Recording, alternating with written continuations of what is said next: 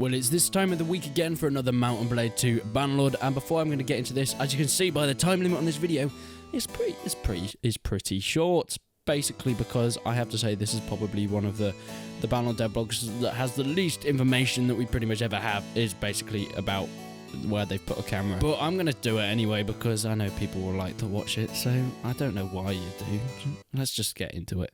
This is talking about the conversation camera in Mount & Blade 2 Bannerlord and a bit about the UI. Of course, they've completely overhauled the UI. For some reason, a lot of people have said that they dislike this new UI that we've seen in some of the gameplay videos. Me personally, I think it's such an improvement because it adds so much more information for your gameplay, not only the characters and the lore, but actually the mechanics and the best ways to play, but it has less clutter than Warband. So it has the best of both worlds, and I'm not quite sure why people don't quite like it. If you don't like it, leave a comment down below and I'd love to hear your reasons and why you think the Warband UI was a bit better. This is all talking about trying to not only have immersion in the gameplay and keeping the player in this world when they're playing it, but also in the UI options. And when you're talking to NPCs, they want to keep you immersed in it.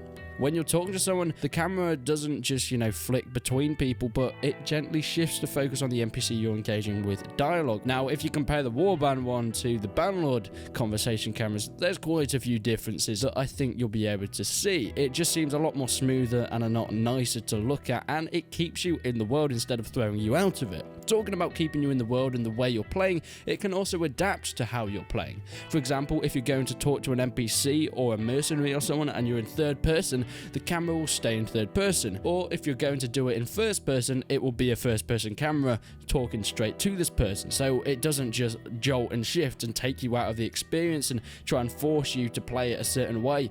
It adapts to the way you're playing because you're the player in Calradia. You're the one that decides what your quest is and what you're doing.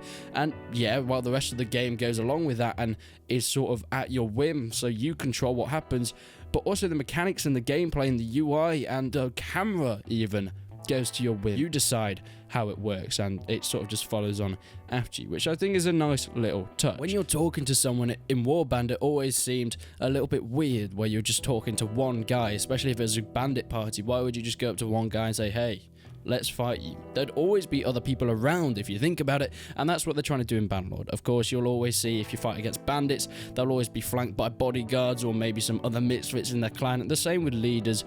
They won't just come up to you on their own, there'll always be other people there. I know this is extremely short and there's not really much information here, but I know people will like to see it anyway, and I thought I'd bring it up to you because I'm starting back at uni and I don't have as much time to make videos, so quick easy video, and I'm sure the guys that enjoy the Bannerlord devlogs will get a new video out of it. So, thank you so much for watching, and until then guys, I will see you in the next one.